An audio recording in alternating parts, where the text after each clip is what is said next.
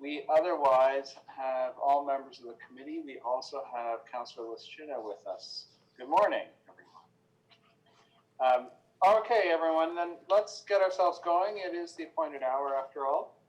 So I don't actually have regrets from Mayor Burton, and I think he's intending to try to join us here somewhere along the road. But are there any declarations of pecuniary interest? I'm seeing no waving hands, and so we are ready to continue on with the 2021 budget forecast and the revisions that are being proposed by our staff. I think I can see in the room some of our finance staff there who are preparing to run through the report with us. Is that correct? Through you, yes. I'm prepared to do a presentation.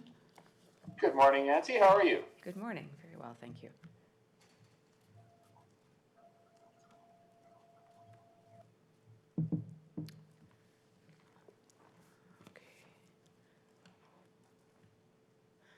Good morning. So this meeting was set up just to provide more information to the Budget Committee as we start the 2021 budget process. I think everyone knows it's going to be a little bit of a challenge this year with the impacts of COVID and on how we develop the budget and how we move forward. So appreciate this extra meeting to go through some of this information. So just as a reminder, Council last year, when they approved the 2020 budget, they also approved a recommendation that the 2021 through 2023 budgets be prepared, keeping the overall increase in line with inflation. So it's been a little bit of a challenge in determining what inflation rate to use. The Bank of Canada, their next monetary policy report will come out on July the 15th, and that will probably provide us with more information. Inflation's been running quite low right now due to the pandemic. So what we've done is looked at the bank forecasts and taken a mid-range there, and that shows about 1.7%. So that's what I've used right now. We can refine that as we go forward. The other thing to note, the Business Outlook survey that came out yesterday, I think over 62% of businesses felt that inflation was going to run below 2% next year. So 1.7 seemed like a reasonable amount, but we will look at that. So based on that, that would require the town increase to come in or be capped at about 2.31%. That's assuming a 2% increase for the region. The region, when they did their forecast last year for 2021, showed 2.3%. They're now looking at a 2% target, I believe. So based on that, we would need to come in about 2.31% to bring that overall increase to 1.7. So our budget process this year is very similar to past years. Over the summer months, departments will be working on their budget. We will be giving them guidelines after this meeting, and they'll go away and start working on it. We'll also be looking at the impacts from the pandemic and further refining those. And we would like to come back to the committee in September for a meeting to bring an updated report to you on where we're at with the budget and what we see the impacts being. It'll give us just that much more time to refine them, have a better understanding of the impacts on some of our programs. We'll then go away and finish the budget process with budget review, the financing of the capital, and come back and EMT our normal review in October, and then we would have the budget meetings in November and approval in December. So we are requesting an extra meeting on September the 15th. It is a recommendation in the report before you this morning. And then November 17th is scheduled for the distribution of the operating budget and capital budget documents, as well as the overview presentation and our rates and fees. November 19th, staff presentations. And then December 1st and 3rd would be delegations, one meeting in the morning, one in the evening, and December 15th for budget deliberations, and final council approval on December the 21st.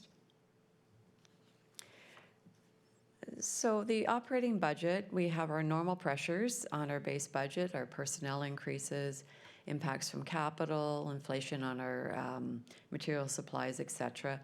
This year, the other big unknown in a way is the impact of COVID-19 on some of the program revenues. And I'll get into that just a little bit more. So our base budget includes salary, wage, benefit adjustments based on negotiated contracts, and those range between 1.75% and 2% depending on the employee group. As well, we have the annualized impact of the Oakville-Trafalgar Community Centre and Fire Station 8. We have inflation adjustments, as I said, to fuel, utilities, supplies, etc. And we have applied an inflationary adjustment to our user fees, and we've done that to at least keep pace with the increased cost of delivering those services, excluding anything related to the pandemic. So we know that there will likely be increased costs because of the protocols required to deliver our services. We're not recommending that that be built into the user fees, but we are recommending an inflationary adjustment to the fees just to keep pace there. And the base budget includes no new services. It does include $3.8 million in growth and capital impacts. That includes the annualized impact of those new facilities, as well as the operating costs of maintaining the new parks, parkettes, trails that have come on, and our new roads assumed through subdivision agreements or road widenings. There are also new vehicles and equipments for parks and roads, and we have to budget to operate those, as well as a transfer into the equipment reserves to ensure that we have sufficient funds to replace them at the end of their life. And the operating impacts of operating the specialized transit buses that are being procured, and new software enhancements. So that's our base budget at this point, and normally this would be the starting point for us in going away and preparing the budget. We typically have a bit of a gap, and we look for our efficiencies, etc., and we bring the budget in. This year we have taken some time to look at what the potential impacts might be due to COVID on the budget, and I do want to stress that these are preliminary. They're based on what staff knew in June, what we know now. They also don't include any potential mitigation options. So if we look at transit, Director Cole was looking at it and assuming a 50% ridership level. We don't know yet if that is an accurate number to use, but right now it was our best estimate. As we are now resuming front door boarding, we'll start to have passenger counts, and we can get a better understanding of what our ridership levels are, and that'll help us refine that projection as we go forward. Planning, development, engineering, building services, they have assumed a bit of a decline. Their revenues are doing quite well in 2020. There's pent-up demand. They have assumed a little bit of an impact on both commercial and residential. Again, we will look at that closer as we move forward. Buildings' shortfall in their permit revenue would be funded from the enterprise reserve. So the amount you're seeing there is really on the Committee of Adjustment impact. And then for recreation and culture, very difficult for them to project what the revenue impacts might be at this time. We still don't know, or we haven't moved into phase 3 of the recovery. We don't know what the uptake will be for programs.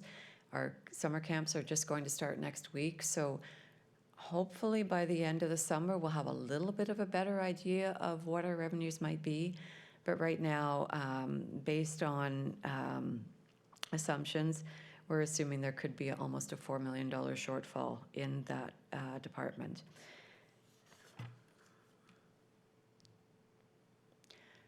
So when we look at our preliminary budget, when we presented it last year, our increase is 2.81% overall.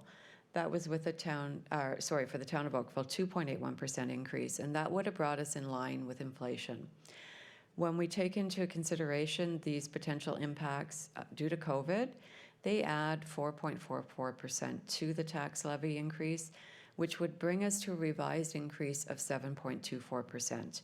And again, that is preliminary. We will be refining this as we go, but this is our best estimate at this time.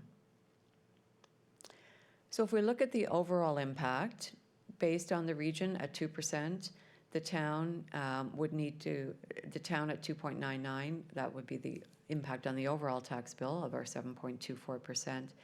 It would result in an increase of 3.73%. So that's if we did nothing. We know that's not where we're going to go. If we were to come in at 1.7 and the region stayed at 2%, we would need to come in at 2.31%. It would require reductions on the town budget of about $10 million. All the way up to, if we were to aim for a 0% increase, we'd be looking for reductions in the range of $15 million. So this is, I would say, unprecedented. We always, as I say, have a gap that we need to look for and fill. But I don't recall there ever being one quite this large. So it does set us up with some challenges as we go forward. So we have started to look at some mitigation options and things that we could do to help to bring this budget in line. And we will report back to you in September on our progress with those. So again, the estimates right now don't include any potential mitigation options. Program areas that are heavily affected, their revenues are heavily affected, will be looking for ways to mitigate some of it. It's unlikely that they could mitigate the full impact. So if we think of transit, Barrie will look for ways to minimize the impact on the budget, but to eliminate a $4 million shortfall would be almost impossible without decimating the service. And again, we do hope that some of these impacts are temporary, that as things return to normal in coming years, ridership, et cetera, will go up. So we want to be very careful on what we do so that we don't impact future years' ridership as well. All our program areas will be looking for efficiencies. We will be giving them some targets to look for in order to help bring down the increase. And we are anticipating some early efficiencies from some of our service delivery reviews. We have a facility review underway, our call center consolidation review, a fleet review, and we do anticipate some early savings from these that we could incorporate in the 2021 budget. As well, we are recommending that we forego the 2021 capital levy. We have had a practice of adding 1% to the tax levy each year for a capital levy. I think we started that in 1997. It's been an excellent practice. It has put us in a place where we don't have to borrow for infrastructure renewal. We're able to fund and maintain our infrastructure. But having said that, we did defer $71 million worth of capital projects in 2020. And we did that for a couple of reasons, to help with our cash flow, but also just based on all the staff required to manage the pandemic, the likelihood of getting some of those projects done in 2020 was low. So those have been deferred. So those will be the starting point for 2021, and the funding from those projects will be available to fund that. So eliminating the levy for 1 year, we think, is a reasonable thing to do, and it will reduce the tax levy increase by just over $2 million. The other option that we will look at is a potential reduction in capital funding. So we have a capital envelope that's budgeted in our operating budget, and it funds both debt charges and our capital projects. It's a funding source for our capital projects, in addition to reserves. And so each year that grows by that 1% levy. If we forego the levy, it will stay static at our 2020 rate. If we were to reduce it further, it's in essence resetting the capital budget, because it would permanently reduce the amount available for capital. So it would almost reset it back. If we were to take, if I said $5 million, and I'm only saying that as an example, it would reduce that amount going forward. We would gradually build it up if we resumed the capital levy, but taking that out of the budget would mean tax increases to bring it back. So it in essence is a reset of our capital. It would require us to be very careful to ensure that we are still maintaining our asset management strategy, but we would be focusing on priority projects, and we'd also look at areas of spending where council has increased the funding significantly over the past few years in order to increase the asset quality. And if I think of our road resurfacing plan as an example of that, significant dollars have gone in there, and there's been tangible results from that. There may be an opportunity to look at reducing that and smoothing out the amount that annually goes to that program. So staff will be going away over the summer months looking at what that would look like and the impact that might have on capital, and we would be bringing that back to you in September with some early findings. And for our 2021 capital budget, again, as I mentioned, the funding envelope would be impacted if one of the options to mitigate the impact of COVID was to reduce our capital funding. However, our 2020 projects that were deferred, they will be the starting point for 2021. Departments will be looking at those projects to see which ones need to move forward in 2021. They'll also be looking at what was originally budgeted for the 2021 budget to see what absolutely has to be done this year. Careful attention will be given to where there are discretionary spending items and whether those can be foregone or pushed out further into the forecast. And again, infrastructure renewal will be allocated to the highest need. So it is a little more work, but it is doable, and it's something that I think we should look at as we go forward as a way to help to close the gap. And we will report back to you on the outcome of our findings.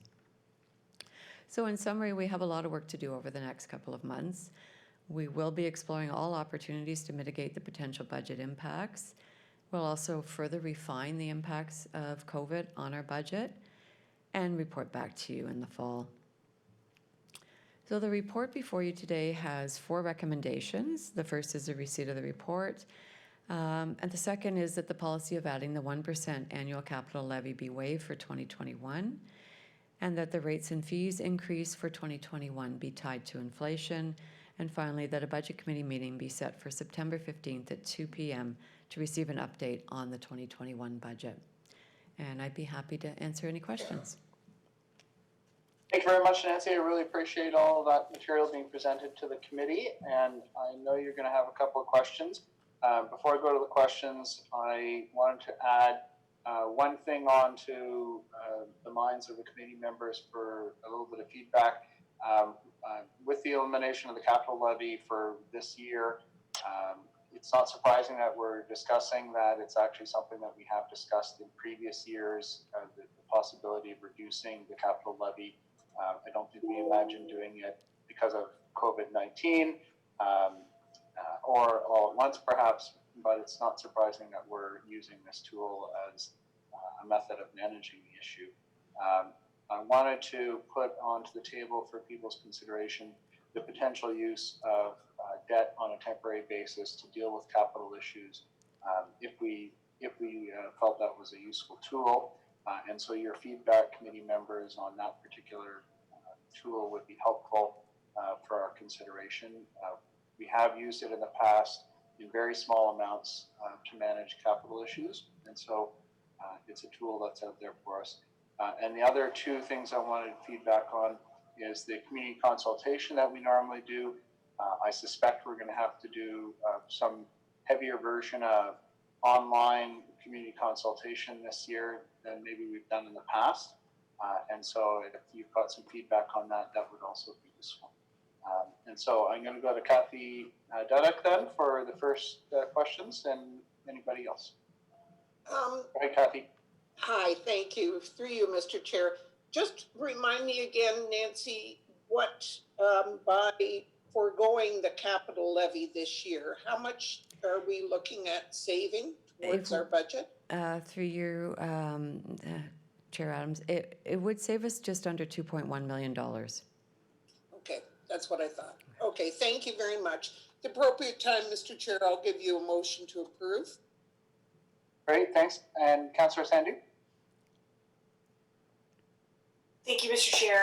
Nancy, thank you so much for your excellent presentation. And I'm going to ask for your very, very kind patience because I feel like I have questions that are probably very simple for you, but they're very confusing for me. Can we go back to your chart that talks about what the landscape of 2021 is going to look like? And it showed the 3 different versions, like if we did nothing and the different amounts that we would be going into the hole. Sure.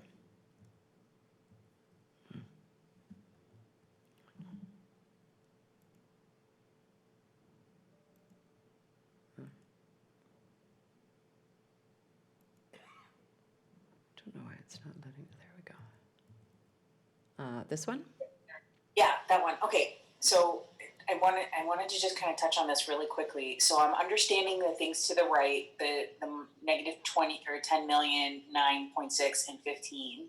I'm hoping you can help me understand the beginning there. So with the recommendations that are currently in the report, do we have an understanding of how that would change how much we would have a shortfall of?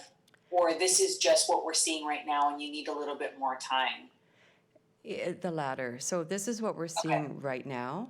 Based on where the forecast sits right now, we're sitting at 7.24%.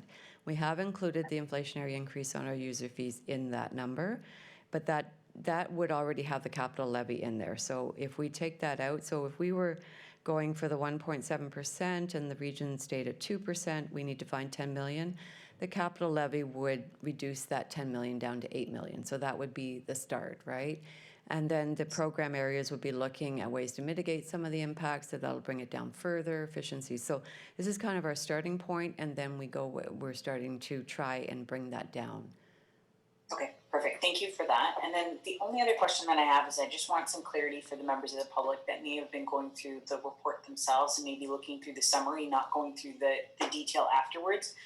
We're not asking potentially for a 7% increase. We're just saying that our portion of the tax is going to increase by potentially 7.24%, correct? Correct. So we're not saying this is a recommended increase. This is our starting point based on what we know right now. It is not where the budget will come in for the committee's consideration. Okay. I think that is all I have for now. Thank you very much. Okay, I see Councillor Lischina waving her hand. Go ahead, Councillor Lischina. Thank you, Mr. Chair, and thank you, Nancy, for the update there. This is probably a question for the chair. Based on the comment, Nancy, that you stated with respect to, for example, infrastructure renewal allocated to highest need, we could go to pretty much every department and say that. And so residents may ask, why not in previous and in future years do only what is highest need? And we know that in Oakville, residents have a certain expectation. We've set pretty high standards for many years. So asking that question, I'm hoping potentially Chair Adams could just make that a comment about that, because that's what residents have asked me so far. We're in an unprecedented period of time, and while we have in the past had very high quality infrastructure renewal work, for example, the roads is the one that comes up often, we've invested a whole lot of money in that renewal work, and the question is, can we take our foot off the gas pedal a little bit on some of these issues for a short period of time? Obviously, that's not something you can do over many, you can't do that over decades, but you can do it over a year or 2 years. And so in this period of time where all of a sudden we've lost a whole lot of revenue and we need to replace that piece of our budget somehow, if we do not receive provincial or federal funding to help fill that gap on a temporary basis, then we may need to look at some of these tools as a way of managing that flow of revenue that's needed. Is that a good enough answer? Yes, thank you again, and I appreciate that. And we often hear that the town of Oakville is a place that people want to visit, and of course people want to live in. And bit by bit over those years, doing all those little extras in the sense of, as you mentioned, the infrastructure renewal has put us in a very good position from comparatively to many other places. So I agree with you about taking our foot off the gas pedal for a very short period of time, but it is important to make sure that we don't lose sight of that in the sense of just going to the basic needs. Yeah, so whatever happens on that front, I think, has to be a temporary change. It can't be a long-term change, which means that a vacation from the capital levy has to be just a vacation.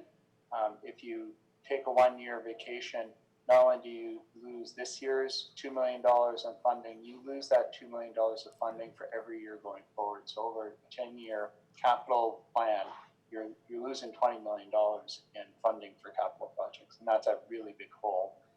And so you need to make sure that if you're taking $20 million of capital projects. If you're comfortable with that, and if you're going to want to replace those, you choose how you're going to replace that funding, either through the use of debt on a temporary basis for a 1-year period, or you have to have a plan that you're going to renew the capital levy, and you're going to have to renew it at a higher level in order to replace that lost funding. I saw a couple of other hands being raised. I saw Councillor Sandhu and welcome Mayor Burton.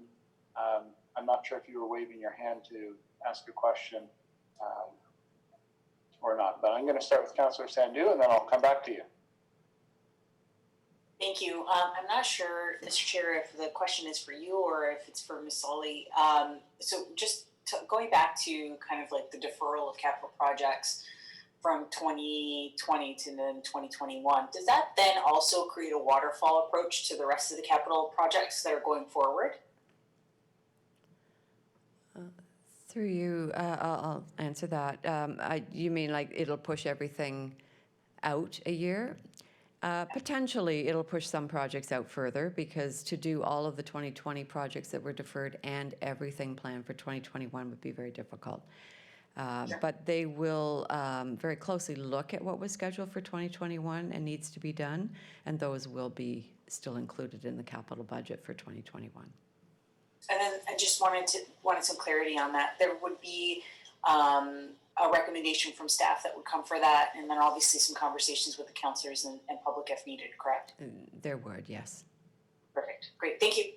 So there's two parts to that question. One is the funding question, and the other question is the ability of staff to manage that many projects in that scope of projects. So one is a pure funding question, which we as a budget committee can ensure that the right amount of funding is available to them. But on the other hand, we can only give them so many projects to handle before either we have to bring in new project managers or something breaks in terms of the quality of the project management that happens. Perfect. Thank you. Mayor Burton? Thank you. I just wanted to make sure that no member of the public misses an opportunity to understand that what Nancy Sully was talking about in terms of only doing the highest need repairs and leaving others. I didn't hear that for a division between essential and frill or extra. I heard that for the most broken gets fixed, and something that can be taped together to last another year would be taped together to last another year as a method of helping to bridge this year. Is that what you meant? Thank you. That's correct, Mayor Burton. We would be looking in our asset registry. We have conditions of the assets. We would be looking at the ones that absolutely need to be replaced, the ones that could go another year. We may do that in order to help solve the gap this year. Okay, Councillor Dudek? Thank you, through you, Mr. Chair. And I appreciate the fact you've provided us an opportunity to provide some input or feedback in regards to several of the ideas you floated. This year is going to be exceptional. There's no question about it. I do feel that the measures that are being proposed are warranted. And much as I dislike hearing the word debt, I realize that we're in exceptional times and we have to do what we can to still maintain our high level services, yet be totally fiscally responsible given the predicament we're in. The one thing that always concerns me, and I don't know, I want to plant the seed early in the process so that either you, Mr. Chair, or staff can report back on some options. Going forward, as we do our budget process, we're all on the same page. We all feel a certain way, and we all congratulate staff on a job well done going forward. Then as the months progress, we start going down a very slippery slope as each of us bring forward things either within our ward or within the community we want to see done. And I'm thinking maybe if we have some sort of reminder on the agenda each and every time about this being such a special year, exceptional year, that we have to be very mindful of proposing any new projects or trying to promise things that are not achievable, put it that way, for this particular year. So I think we all collectively, and I mean not only members of council and staff, but the community have to realize we have to really, really tighten our belts this year. And we've done such a good job in the past, but I just want us to all be very mindful that as months progress, we all sort of discount it until we have to do our accounting.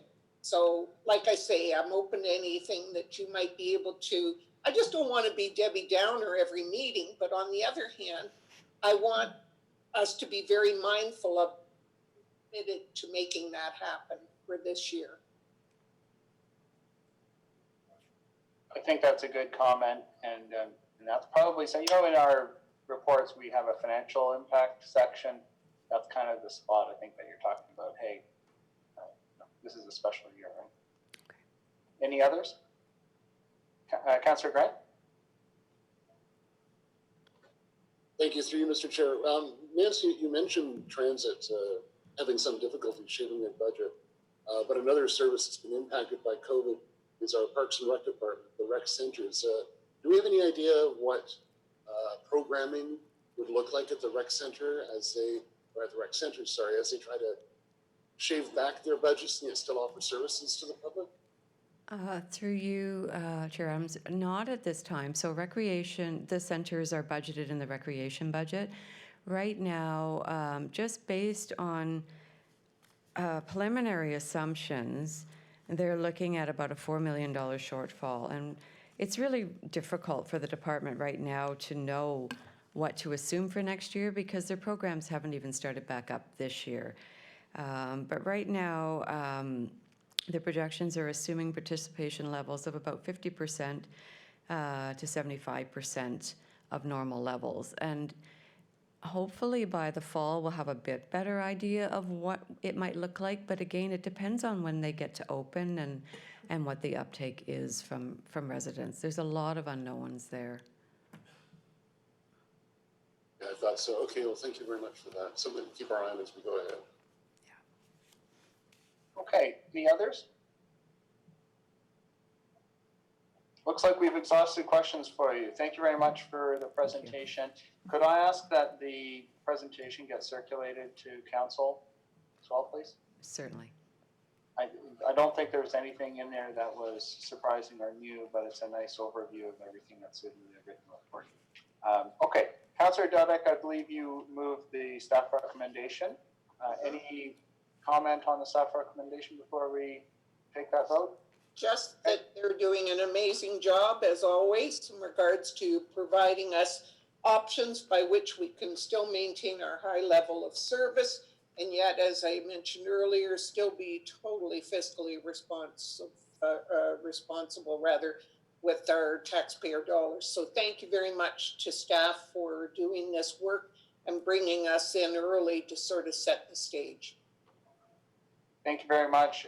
Thank you very much also for your feedback. I'm going to be discussing some of these issues with Nancy over the next few weeks and over the next couple of months, obviously. So I appreciate any feedback you have for me, any other questions, any other suggestions you have in the meantime. So are there any dissenting views on this motion? I don't see any. So the motion's passed, and we have dealt with all the items that are on the agenda. Thank you very much, everyone. Nice to see you all virtually this morning, and we'll see you all again virtually later on.